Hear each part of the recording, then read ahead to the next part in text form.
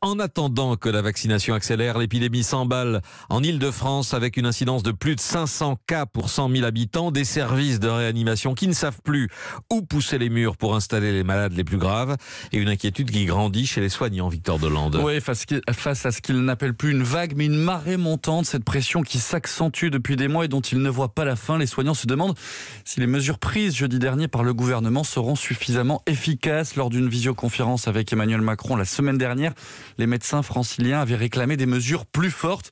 Pour l'heure, l'Île-de-France compte 1300 patients en réanimation. Et selon les projections de l'Agence régionale de santé, au 2 avril, il pourrait y avoir entre 1600 et 2000 malades du Covid en réanimation.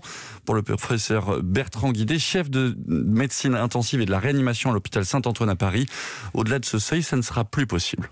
2000, ça devient très compliqué parce que ça suppose que l'on réduise de manière très importante l'offre de soins pour les malades non Covid. Il faut voir ce qu'on accepte comme dégradation parce qu'après on peut afficher des lits, mais si c'est des lits qui sont tenus par des gens qui ne sont pas qualifiés en soins critiques, qui délivrent des soins suboptimaux, c'est pas terrible. Donc moi j'aurais tendance à vous dire qu'au-delà de 2000, ça me paraît extrêmement difficile. Les médecins en réanimation que j'ai pu contacter ce matin sont tous très inquiets. Ils sont obligés d'augmenter progressivement le seuil de gravité pour admettre des malades en réanimation. Et pour les autres, c'est de plus en plus le système de la débrouille dans ce qu'on appelle les soins intermédiaires.